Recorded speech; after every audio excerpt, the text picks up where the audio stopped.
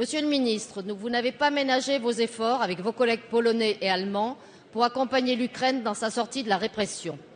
10 ans après la révolution orange, les aspirations démocratiques de tout un peuple révolté par les dérives de certaines de ses élites peuvent enfin s'exprimer. Et cette fois, l'Europe a su leur répondre d'une seule voix. Il nous faut le saluer.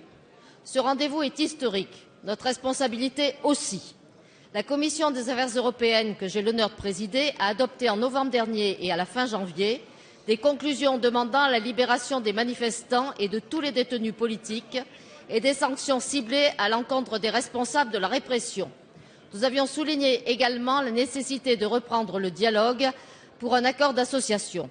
Ce n'est pas évidemment maintenant, alors que ce processus s'accélère, qu'il nous faut relâcher notre détermination à soutenir tous les démocrates, quelle que soit la partie de l'Ukraine dans laquelle ils vivent. Certes, il faut un dialogue de vérité avec la Russie. Il faut aussi qu'elle se sente impliquée dans la poursuite du processus. L'Ukraine est au bord du dépôt de bilan. Toutes les solidarités sont nécessaires pour l'aider à relever la tête. C'est à ce prix que sa révolution démocratique pourra aller jusqu'au bout. Il faut aussi que l'Europe poursuive son aide et débloque en urgence les moyens financiers et politiques nécessaires. Je pense notamment à l'assouplissement de l'obtention des visas pour que le processus à l'œuvre se consolide.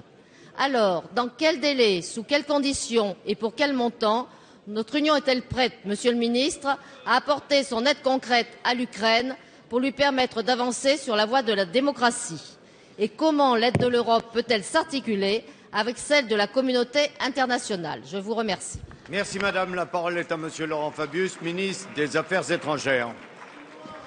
Madame la présidente de la délégation des affaires européennes, vous avez bien voulu rendre hommage au travail qui a été effectué par la médiation européenne. Très souvent, nous regrettons que l'Europe ne soit pas assez présente.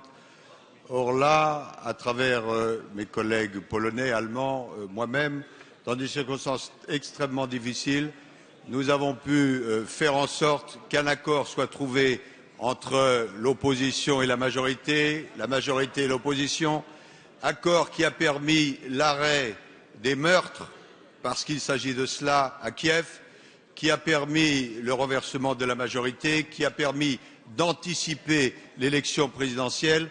Cet accord a été souligné par l'ensemble des pays d'Europe, par le secrétaire général des Nations Unies, et quand l'Europe est au rendez-vous, je crois qu'il ne faut pas bouder sa satisfaction.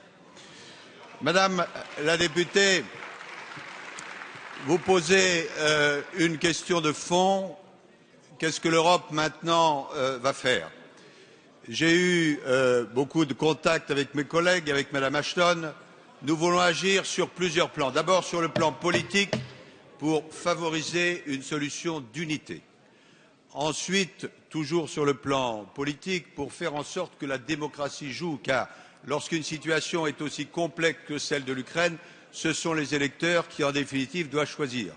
Et puis, sur le plan économique, avec le Fonds monétaire international, avec les Américains, avec les Russes, j'ai eu il y a quelques dizaines de minutes mon collègue M. Lavrov, la situation de l'Ukraine est très complexe, très difficile économiquement, mais l'Europe doit avoir à cœur d'aider. S'agissant de la Russie et de l'Union européenne, je tiens à dire, et ce sera mon mot de conclusion, qu'il n'y a pas à opposer l'un à l'autre. L'Europe, l'Ukraine est en Europe, même si elle n'est pas de l'Union européenne.